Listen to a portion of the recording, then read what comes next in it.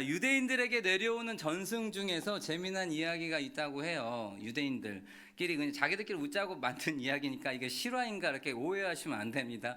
성경에 또 다른 성경 있나라고 착각하시면 안 되는데, 과거 모세가 시내산에 올라갔잖아요. 이 10계명을 받기 위해서. 그래서 근데 오래도록 내려오지 않아요. 여기까지 성경하고 똑같죠. 그래서 이스라엘 백성들이 과연 저 산 꼭대기에 무슨 일이 있나 라면서 이렇게 조마조마했어요. 그러다가 마침내 40일이 지나자 모세가 내려옵니다. 모세는 백성들에게 좋은 소식이 있고, 어디서 많이 들어봤죠? 나쁜 소식이 있는데 뭐부터 들을래야 하는 거예요. 당연히 백성들은 좋은 소식이요 라고 했어요. 그러자 모세가 말합니다. 하나님이 우리에게 율법을 지키라고 주신 명령들이 그렇게 많지 않습니다. 뭐 수십 수백 가지가 아니고 단 10개밖에 주시지 않았어요 라고 대답하니까 막 백성들이 환호를 치는, 와 10개 뭐 괜찮다, 막 아 좋다 라고 하며 안도의 숨을 쉬며 좋아했다라고 해요. 그리고 나서 백성들 당연히 다음 질문이 있죠. 뭡니까? 아 그럼 나쁜 소식은 뭡니까? 라고 했을 때, 그런데 간음하지 말라는 계명은 빼지 못했습니다. 자기도 빼고 싶었던 것 같아요. 그래서 모세도 좀 찔리는 게 있겠죠. 그래서 이것이 참 못내 아쉽습니다 라고 전승에 있다라고 합니다. 이런 유머가 퍼지게 된 동기를 살펴본다면 사실 그냥 웃고 유머로 넘기기에는 뭔가 뼈가 있어 보이죠. 왜 많고 많은 1계명부터 10계명까지가 있는데 7계명을 언급했을까요? 모세조차도 7계명만큼은 빼고 싶었을 것이라는 것을 예상하는 것은 참 인간의 마음의 그 음흉한 속마음이 다 들여다 보여지는 것이죠. 우리가 이 7계명만 잘 넘어가면, 이거 오늘만 잘 넘기시면 돼요. 그러면 이제 뭐 도둑질하지 말라, 뭐 그런 이렇게 탐심 부리지 말라, 그런 것들은, 거짓말하지 말라 하는 것들은 넘어갈 수 있으니까요. 이 동서고금을 막론하고 많은 사람들이 불륜을 꿈꾸고 간음이 인류 보편의 현상이라는 것을 반증해 주고 있는 것이죠. 핸드폰을 열어보면, 그리고 뉴스를 살펴보면 늘상 빠지지 않고 등장하는 기사가 이 성과 관련된 기사라는 것이에요. 그리고 유독 우리는 다른 어떤 것으로서는 잘 자극이 되지 않은데, 반응이 되지 않는데, 이러한 것들만 보면은 한번 궁금해지는 인간의 그런 모습들이 있죠. 봄, 여름, 가을, 겨울, 아침, 점심, 저녁, 때와 장소를 가리지 않고 성에 대한 기사, 특별히 간음에 대한 기사는 정말 식지 않는 그러한 열정과 그런 것들이 기사 속에 있다라는 것이죠. 그래서 신문방송학과 강준만 교수는 한국은 어떻게 간통의 천국이 되었는가라는 제목에서 다음과 같은 쓰고 있어요. 한국 드라마의 주축이라 할 이 불륜 드라마가 그냥 인기를 끄는 것이 아니다. 그게 남의 이야기 같지 않다라고 느끼는, 공감하는 시청자들이 많기 때문에 인기가 있다라는 것이죠. 한국이 세계에서 가장 스트레스를 받는 국가다 아니다 뭐 이런 말이 있지만, 다 나름대로의 스트레스를 푸는 방법이 있기 마련이다. 반통이야말로 한국 사회의 현 체제를 온전케 하는 최대 보호막은 아닐까? 이는 억지스러운 과장이 아니다라고까지 이야기했어요.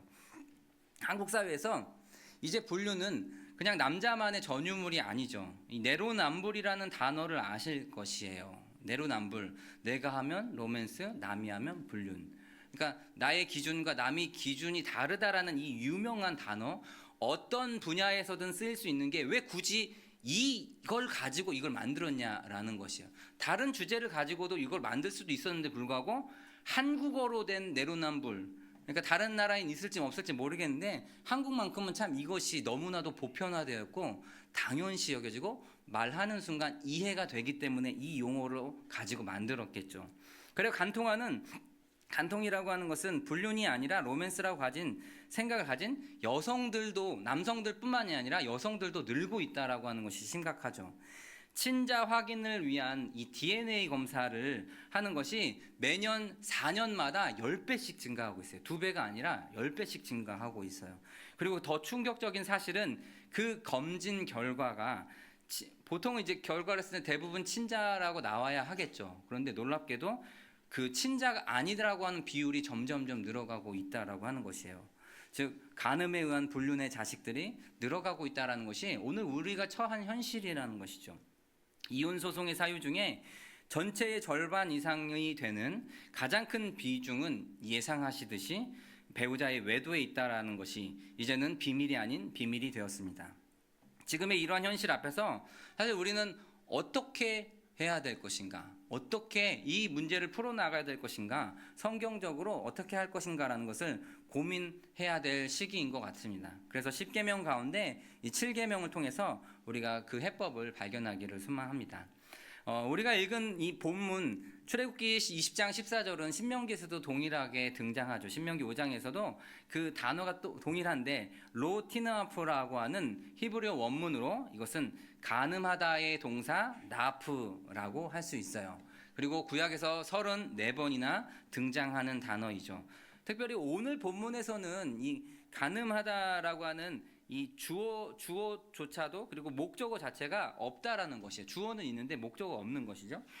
그래서 이 단어는 종종 목적어도 없이도 쓰이기 때문에 문법적으로 문제될 것은 없어요. 다만 이게 목적어가 쓰였을 때에 다른 본문에서 목적어가 쓰였을 때 상황을 살펴보면 우리가 여기서 힌트를 찾을 수 있어요. 어떤 중요한 결론을 낼 수 있어요. 그것은 성경이 말하는 이 가늠이라고 하는 나프라고 하는 단어가 한 남자의 아내 혹은 남의 이웃의 아내와의 그 성적인 관계를 맺는 것을 쓸 때 사용한다라는 것이에요. 즉 아내가 아니면 이 단어를 사용하지 않는다라고 하는 것이죠. 하지만 이것이 꼭 남자에게만 해당되어지지 않습니다. 여자도 마찬가지로 동일하게 쓰여질 수 있기 때문에 의도적으로 오늘 본문에서는 이게 남자에게만 해당되는 거냐 여자에게만 해당되는 거냐를 없애기 위해서 목적어를 없앴다라고 볼 수 있는 것이죠. 성경은 간음을 단순히 이 사람에 대한 범죄로만 생각하지 않습니다. 창세기 39장에 등장하는 요셉의 이야기를 보면 우리가 알 수 있죠. 요셉이 형들에 의해서 상인들에게 팔려 이집트 보디발 장군의 그 집사가 되었을 때 무슨 일이 있었죠? 보디발의 아내로부터 유혹을 받는 일이 있었죠. 우리 창세기 39장 7절을 함께 읽도록 하겠습니다. 시작. 그 후에 동침하기를 청하노니. 아이들은 동침 무슨 뜻인지 모르겠죠. 네, 그래서 동침하기를 청하다, 그러니까 유혹했다라는 내용이 있어요. 요셉은 타인의 아내로부터 범죄 유혹을 받았을 때 그것을 단칼에 거절하게 되죠. 8절과 9절을 제가 읽겠습니다. 요셉이 거절하며 자기 주인의 아내에게 이르되 내 주인이 집안의 모든 소유를 간섭하지 아니하고 다 내 손에 위탁하였으니 이 집에는 나보다 큰 이가 없으며 주인이 아무것도 내게 금하지 아니하였어도 금한 것은 당신뿐이니 당신은 그의 아내임이라. 그런즉 내가 어찌 이 큰 악을 행하여 하나님께 죄를 지으리까라고 말하고 있어요.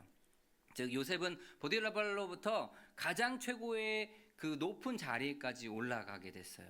모든 소유물을 자기에게 권한이 있었는데 당시에 그런 문화상 이 아내도 소유물로 들어가는 부분이 있었는데 당신만큼은 나의 소유물이 아니다라는 이야기를 해요. 즉 이것은 당신을 범하는 것은 자기 주인에게도 잘못하는 것이지만 우리가 마지막 절에서 보았듯이 내가 어찌 이 큰 악을 행하여 하나님께 죄를 지으리까라고 이야기하고 있어요.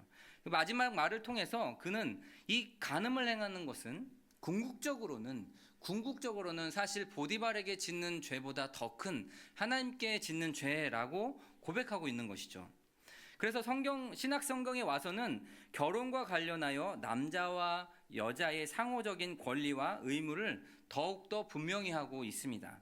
즉 남편이 다른 아내와 성적인 관계를 맺으면 그것은 상대방 그 여자에게 죄를 짓는 것보다도 그러니까 그 여자의 순결을 뺏었다라는 거, 사실 그것보다도 그 남편과의 그 부부 관계를 끊어버렸다는 게 더 중요한 문제라는 거예요. 오늘날 우리가 생각하는 어떤 이런 성적인 부분 또 문제시하는 부분이 약간 초점이 다르다라는 것을 알 수 있어요. 남편에게 죄를 짓는 것일 뿐만 아니라 동시에 이제 남편의 입장에서 이 아내된 배우자에게도 동시에 죄를 짓는다라고 하는 것이에요. 그러니 이 7계명이라고 하는 것은 단 한 번의 실수로 인해서 많은 사람들에게 죄의 결과를 만들어내는 아주 치명적인 죄라고 할 수 있습니다. 그뿐 아니라 신약 성경에 오게 되면 이 7개의 범위는 광의적으로 확대되는 것을 알 수 있어요. 예수님께서는 마태복음 5장인 산상수훈에서 이 7계명의 기준을 여기 구약에서 생각했던 사람들, 유대인들보다 더 넓고 더 높은 단계로, 더 높은 기준으로 잡으시는 것을 볼 수 있습니다.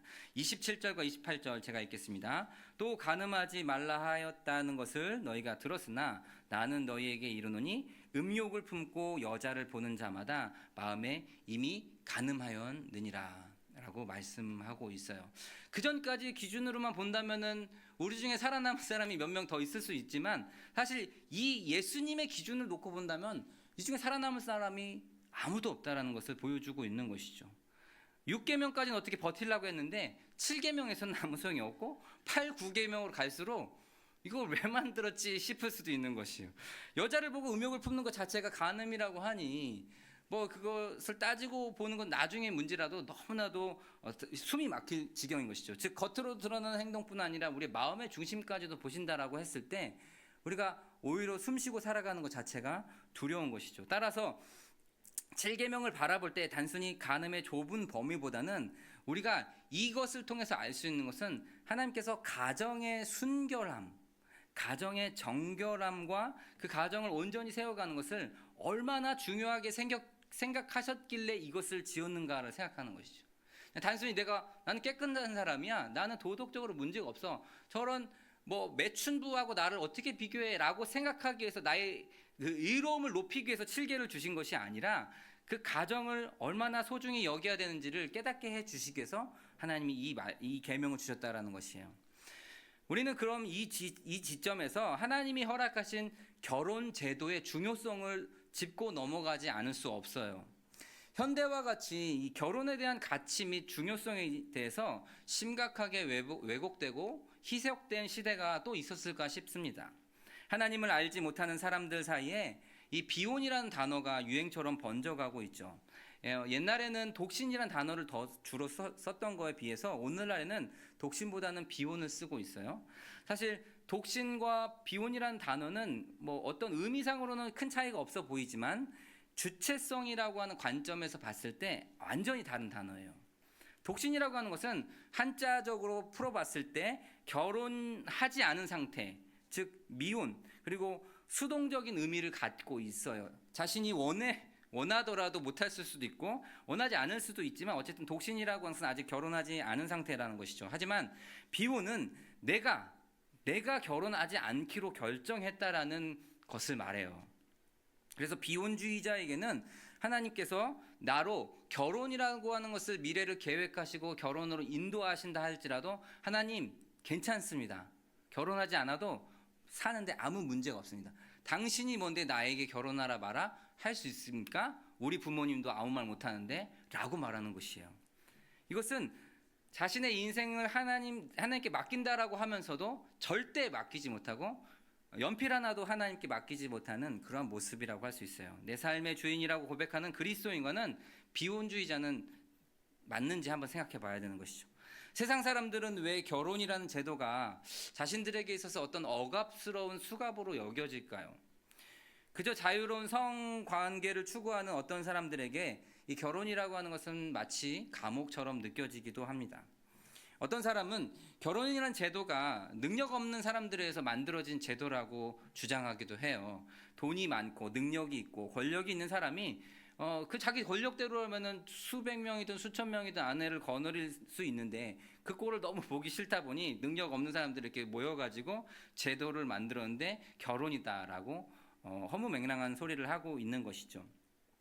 어떤 기혼자들의 모임에서 강사가 그 자리에 참석한 사람들에게 질문을 던졌다고 해요. 여러분, 다시 태어난다면 지금의 부인과 결혼하시겠습니까? 라는 질문을 했어요. 그래서 많은 사람들이 서로 이렇게 눈치를 슬슬 보고 있는데 어떤 한 남성분 용기 있게 딱 손을 들면서 이렇게 말했어요.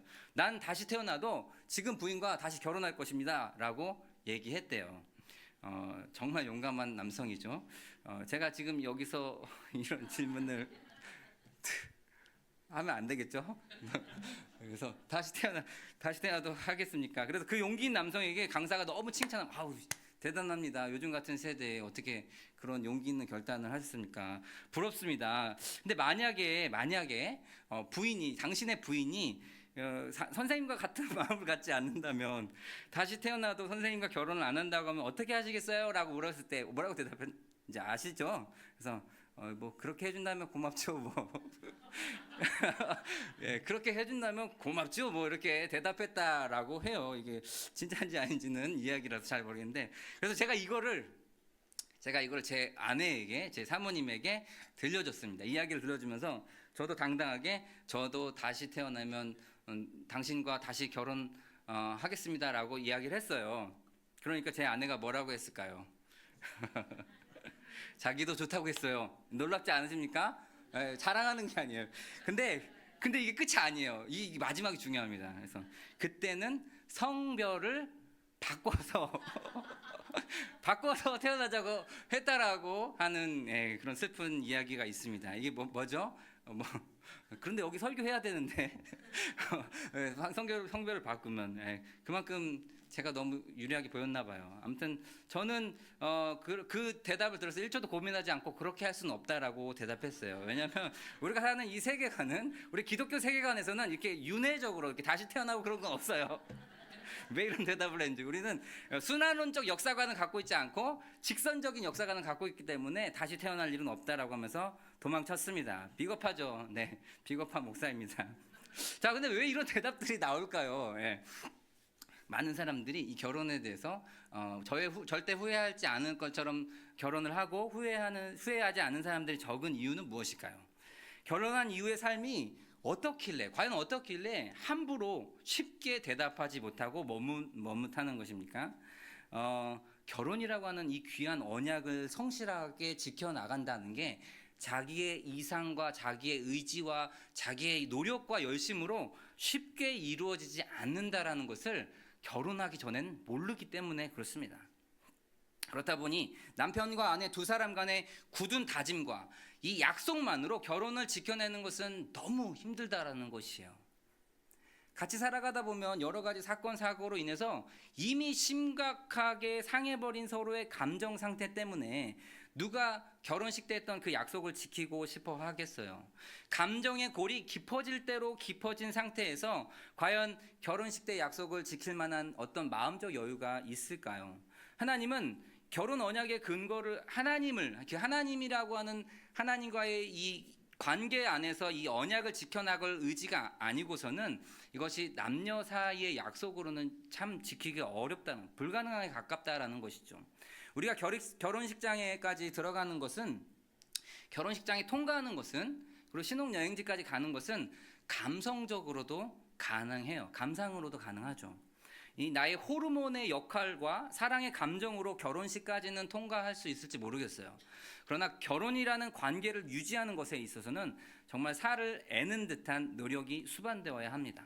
무한한 책임과 의무, 끝없는 양보와 타협, 지속적인 인내와 희생, 반복적인 사랑과 용서, 관심과 봉사가 있어야 그 가정을 지켜나갈 수 있다라고 하는 것이에요. 어느 누가 내 능력으로 할 수 있습니까? 라고 대답할 수 있겠어요. 하나님의 은혜가 없이는, 하나님과의 언약이 아니고는 나는 할 수 없습니다라고 하는 것이 정직한 고백인 것이죠. 따라서 결혼 언약은 하나님과 부부간의 언약이 되어야 됩니다. 남자와 여자의 계약이나 약속이 아니라 하나님과 부부간의 언약이라고 하는 것이에요. 하나님이 빠져있는 결혼식 안 됩니다. 결혼은 남편과 아내가 한 몸이 되어 하나님께 언약을 지키겠다라고 다짐하는 자리예요. 그렇다 보니 결혼이라는 제도는 하나님이 직접 자신이 친히 제정하신 몇 안 되는 제도 중에 하나이죠. 교회 공동체보다도 사실 먼저, 시간적으로, 역사적으로 먼저 발생한 최초의 공동체가 부부이고 가정이지 않습니까? 하나님은 국가의 정치 제도에 대해서 어떤 게 더 좋다, 어떤 게 요즘에 지역구 선거제 이렇게 하면서 어떤 여러 가지 많이 사람들이 아이디어를 짜내는데, 거기에 있어서 하나님은 뭐가 맞다 틀리다라는 얘기를 하지 않으세요. 하나님은 심지어 노예제도에 대해서도 사실은 명확하게 성경에 나오지 않았기 때문에 인류 역사 가운데 노예제도가 폐지되는데 꽤 오랜 시간이 걸렸어요. 그런데 유독 결혼에 대해서만큼은 하나님께서 직접 챙기신다라는 것이죠. 아담과 하와에게 이 언약적 결혼을 하나님께서 주관하신 것이 그 최초의 공동체가 되는 것입니다. 하나님은 모든 언약을 중요하게 생각하셔요. 언약을 깨버린다는 것은 결코 가볍게 여길 수 없는 것이죠. 하나님과 우리 이 인간과 그리스도인들 사이에 맺은 언약은 바로 나는 너의 하나님이 되고 너는 나의 백성이 되리라는 이 언약이 있어요. 하나님은 늘 언제나 이 언약에 대해서 신실하시죠. 하나님이 너희들의 하나님이 되어주겠다라는 신실하심 가지고 애굽에서 불러내어지고 요단강을 건너고 그리고 여리고성을 무너뜨리고 모든 과정들 하나님께서 지켜주셨어요. 그 광야를 40년 동안 지내는 동안 하나님의 신실하심이 증거가 만나와 메추라기 한다라는 것이에요. 그리고 이스라엘에 정착해서도 수많은 외세로부터 공격을 받았지만 하나님이 지켜주셨죠. 그게 바로 하나님 되어주신다라는 것인데, 그에 반해 이스라엘의 이 언약을 대하는 모습이 얼마나 경솔하기 짝이 없습니까? 성경은 그들의 그러한 경박하고 그러한 음란한, 영적인 음란한 모습들에 대해서 이 남편과 아내의 관계로 표현하는 책이 있는데 바로 호세아서인 것이죠. 호세아서에 등장하는 고멜은 선지자의 아내이지만 틈만 나면, 기회만 나면 자신의 남편인 호세아를 떠나서 남의 남편에게 품에 안기는 모습을 보입니다. 즉 그가 육체적인 간음을 행했죠. 그런데 하나님은 이러한 호세아 선지자의 개인적인 가정사를 들추어내심으로써 하나님께서 얼마나 그 매춘부 같은 창기와 같은 그를 끝까지 돌이키고 끝까지 섬기려고, 그를 끝까지 사랑하려고 하는 모습을 통해서 하나님의 하나님 되심을 보여주고 있어요. 따라서 이 육체적인 간음이라고 하는 죄가 미치는 치명적인 타격은 바로 부부와의 언약적인 관계를 깨트린다라는 것을 의미해요. 무엇보다도 나의 가정과 우리의 가정을 지키기 위해 세상의 그 가득한 유혹들로부터 자기 자신을 철저하게 지켜가야 하는 것이죠. 예수님은 너의 눈이 너를 실족하게 한다면 그 눈을 빼버리라고까지 말씀하셨어요. 이 눈이 실족하게 한다라는 것에 많은 성경학자들이 해석을 하는데 대체적인 주류 해석은 간음이라고 말씀하고 있어요. 그러니까 성적인 문제 때문에 너의 마음을 실족하게 한다라는 것이죠. 손과 발이 너를 실족하게 하면 그 자리에서 찍어내 버리라고 말씀하십니다. 그 정도로 철저한 정결함을 그리스도인들에게 요구하셔요. 가정에서의 그러한 삶이, 교회에서의 그러한 삶이 결국 나와 하나님과의 이 언약적인 관계와 연결되기 때문에 그렇죠. 하지만 우리가 이 정도쯤 되면 이미 이제 침울해지기 시작하셨죠. 우리는 이 높은 기준을 멍하니 할 말 없을 정도로 말을 할 수 없을 만큼 절망하는 단계에 오게 될 거예요. 왜냐하면 우리 스스로가 너무 잘 알고 있어요. 내가 얼마나 육신적으로 연약한 자인지, 내 눈이 얼마나 나약한 자인지, 유혹에 저항 한번 해보지 못하고 넘어가는 존재인지를 40년, 저는 40년, 50년, 60년 살아오면서 알기 때문이에요. 뭐 지천명이니 뭐 이런 거는 유교적인 거는 다 틀린 말이죠. 80 넘은 할아버지도 흔들리는 것이 유혹입니다. 게다가 우리는 예수님께서 이 마태복음 5장에 이 산상수훈에서 7계명의 범위가 늘어났다는 걸 봤어요. 나는 너희에게 이르노니 음욕을 품고 여자를 보는 자마다 마음에 이미 간음하느니라. 오늘날의 문화와 상황을 고려한다면은 동시에 음욕을 품은 여자도 간음한 것이다라고 말할 것 같아요.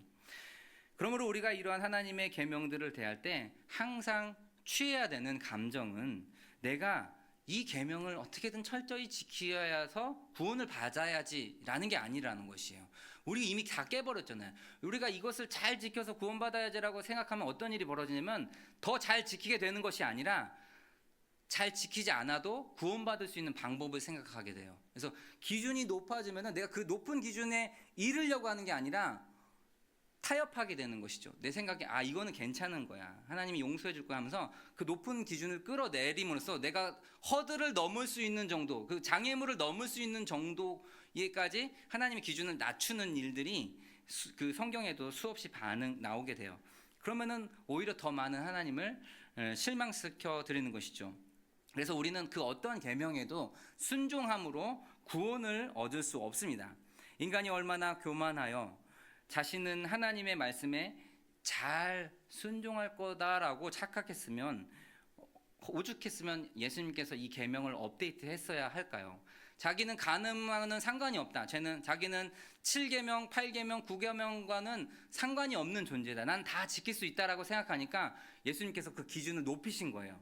구약의 기준으로 뻔뻔하고 지키지 못했으면서도 뻔뻔하고 다 할 수 있다라고 생각하니까 예수님이 아니야. 그것은 행위의 문제가 아니라 네 마음의 문제야라고 이야기하시면서 그 기준을 높이시는 것이죠.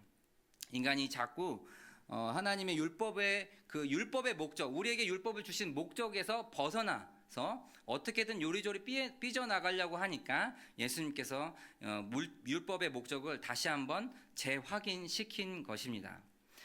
율법이 우리의 깊은 죄성을 드러내지 못하고 나의 자력으로 구원을 하려는 그 의지를 꺾지 못한다면, 율법이 그러한 능력이 없다면 우리는 십계명을 잘못 배우고 있는 것이에요. 예수님의 그 기준이 틀린 것은 아니지만 과연 이걸 다 지킬 수 있다고 우리에게 주신 것일까? 어떠한 타협점도 없단 말인가 하며 절망해야 되는 것이죠. 그리고 우리가 예수님의 기준이 틀리지 않았다고, 즉 예수님의 그 기준이 맞다라고 인정한다면 결국 우리는 다 살인자요, 우리는 다 간음자요, 도둑질하는 자요, 강도요, 우상 숭배자라는 것을 발견하게 되는 것이죠. 자신의 죄가 하나님 앞에 흘러 넘친다라는 것을 깨닫는 것은 성경은 복 있는 자다라고 말씀하고 있어요. 그래야지 그 율법이 의미가 있는 것이고 우리가 더 하나님을 신뢰하며 의지하며 나아갈 수 있는 것이죠. 그것이 십계명을 포함한 사실 이 모든 율법의 용법이고 사용처라는 것이에요. 율법의 존재 목적은 우리가 얼마나 죄를 함부로 여기며 살아왔는지, 우리가 얼마나 죄의 기준을 낮추고 자기 입맛대로 하나님의 율법을 조절하려고 했던 이기적이고 하나님 앞에 배반자요 반역자였는지를 드러내준다라는 것이에요. 그래서 이것들이 드러날 때에 우리는 이 상황이 너무 답답하고 힘들고 무거운 것이죠. 그리고 그러한 가운데, 진정한 회개 가운데 우리가 나아갈 때 하나님께서 은혜를 부어주십니다. 겸손케 된 모든 자들에게 하나님이 그때야 주시는 은혜가 따로 있다라는 것이요. 그리고 교만한 자신을 더 이상 의지하지 않고 그제서야 우리가 지금까지 수없이 봐왔던 예수님의 십자가가 다르게 보여지는 그러한 은혜가 있다라고 하는 것이죠. 예수님의 십자가로 용서받았으니 저는 이제 더 이상 계명을 지키지 않아도 된다라고 말하지 않습니다. 이렇게 못을 받고 얘기해도 사실 듣고 싶은 대로만 듣는 분들은 우리가 이제 다 알았구나. 예수님의 십자가의 은혜로 용서받고 구원받았으니까, 과거, 현재, 미래의 모든 죄도 용서받았으니까 이제 7계명은 지키지 않아도 되는구나라고 생각하며 다시 이렇게 교회 문 밖을 나가는 분들도 있어요. 그런 분들은 가장 어리석은 분들이죠. 성경은 7계명을 잘 지켜서 구원받으라고 이야기하지 않지만 7계명을 너희가 어김으로 하나님께 영적 간음을 행했고 그로 인해 영적인 생명이 끊어졌지만 예수님께서 십자가의 대속의 은혜로 용서함을 받았다라고 이야기합니다. 그리고 용서받은 자에게는 그 속에 성령 하나님께서 내주하신다라고 말씀하시죠. 그래서 성령 충만이란 성령님께서 그의 마음과 생각과 행동을 다스리고 주관하시는 것을 말해요. 따라서 이것은 내가 지키는 것이지만 성령 하나님께서 나로 지키게 하시는 것이죠. 성령의 기름이 없이는 우리의 차는 1m도 전진할 수 없어요. 나아갈 수 없습니다. 그렇다고 한다면 내가 영적으로 무장된 삶을 살아가는 것, 사기가 충만한 삶을 살아간다라고 하는 것, 그리고 정말 이 교회에서 7계명만큼은 제1로 잘 지키는 사람이 없다 한들 그것이 어떻게 자랑할 것이 되겠습니까? 나로부터 그것을 잘 지켜나가게 하는 것은 내 힘과 능력이 아니라 성령님의 기름 때문에 가능하다라는 것을 자신이 인정하는 것이죠. 그러니까 나의 똥차가 대단한 것이 아니라, 다른 똥차들보다 나은 것이 아니라 나에게는 기름이 있지만 그에게는 기름이 없다라는 것을 알기 때문에 우리는 교만할 수 없는 거고 자랑할 수 없는 것이에요. 그래서 그런데 이런 것 때문에 때로는 우리가 그런 모습들 가운데서 무엇을 느끼냐면은 내가 잘 지키는 어떤 영역이 있고 잘 지키지 못하는 영역들이 있음을 보게 돼요. 그래서 이 내가 잘하는 것들에 대해서는 교만한데 못하는 것들에 있어서는 겸손하지 못하고 겸손할 생각을 안 하고 그것을 오히려 숨기는 것이죠. 많은 다양성 때문에 그렇습니다. 내가 어떤 계명에 대해서 자신이 있다면 사실은 다른 어떤 것에 숨기고 있음을 의미해요. 하나님은 모든 사람을 똑같이 지으시지는 않으셨습니다. 저마다의 약점이 다른데 자신이 지킬 수 있는 그 기준선을 정해놓고 기준에 못 미치는 사람들에게 자비를 베풀지 않는 것은 스스로 하나님 노릇을 하는 것을 말해요. 팀 켈러 목사님은 그의 대표적인 저서 탕부 하나님에서 이러한 큰 형들에게 다음과 같이 이야기합니다. 스스로 하나님 노릇한다면 충성했어도 죄다. 우리가 하나님께 얼마나 충성하는 형들이에요. 간음 한 번 한 적 없고 살인 한 번 한 적 없을 것이에요. 탐욕을 부린 적도 없고 하다못해 식탐도 부리지 않는 그러한 우리는 충성스러운 형일지도 몰라요. 식욕을 얘기해서 그런데 천주교의 7대 큰 죄로 식탐이 들어갑니다. 교만과 질투와 분노와 나태와 탐욕과 색욕과 식탐이 이 7가지 대죄에 들어간다라고 해요. 그렇다면 식탐이 없는 누가 있겠습니까? 우리 중에 자유로운 사람이 몇이나 되겠어요. 저 역시 이것 하나 어느 것 하나 자신 있다라고 말하지 못해요. 그래서 저도 율법 앞에서는 늘 항상 초라해지는 것 같습니다. 때로는 이러한 그 자신의 그 삶을 통해서 토요일 하루에 있었던 그런 삶을 돌아봤을 때는 참 설교단에 서는 것이 과연 맞는가라는 고민을 할 때도 있는 것이죠. 그러나 때로는 자기가 스스로 하나님의 은혜 가운데 초라해질 수 있다라는 것도 은혜라고 하는 것을 저는 발견하게 됐어요. 자신의 그 초라한 모습들, 연약함과 하나님 앞에 참 자랑할 것이 없다라는 것을 깨달을 수 있는 것도 결국에 하나님께서 그 은혜를 우리에게 주셨다라고 하는 것이죠. 아무것도 깨닫지 못하고 그 어떠한 말씀을 들어도 그 어떠한 호통치는 말씀, 나를 때리는 내 마음과 심령을 때리는 설교를 들어도 다른 사람들은 다 하나님 앞에 겸손하게 되어지는데 자기 안에 내가 뭐를 잘못하고 있는지 지금 내가 무엇을 듣고 있는지도 모르며 자신의 가슴을 칠 수 없는 사람이 있다면 그분만큼 비참한 인생도 없는 것이죠. 만약 여기 계신 성도님 중에 저와 같은 마음에 공감하신다면 그렇기 때문에 더 낙심하지 마시고 우리의 소망 되신 주님을 함께 바라보기를 소망합니다. 그 힘을 얻어서 우리는 우리의 거룩함과 신실함을 위해 율법 앞에 최선 다해 살아갈 수 있습니다. 나의 힘이 아니라 성령 하나님의 능력을 우리가 의지할 수 있기를 소망합니다. 성령 충만은 우리의 그 기도와 우리의 간구와 우리의 마음의 중심이 그 성령 충만을 가져온다고 하나님께서 말씀하셔요. 부르짖는 자에게 하나님의 그 은혜, 성령을 주시지 않겠느냐라는 그 말씀과 같이 오늘 우리에게 필요한 것은 이 말씀을 통해서 하나님, 나의 교만과 나의 그 더럽고 하나님 마음 가운데 하나님께 거절했던 우상 숭배자의 모습들을 하나님 이 시간 회개하오니 우리에게 하나님 긍휼의 마음과 용서를 허락하여 주십시오라고 우리가 함께 또 찬양하고 기도했으면 좋겠습니다. 그 믿음 위에 성령 하나님께서는 우리 마음과 심령에 충만한 은혜로 부어주실 것을 믿습니다. 이 시간 우리 그 마음을 가지고 신실하게 진실하게 살아가는 우리가 되게 해달라고 찬양하고 함께 기도하도록 하겠습니다.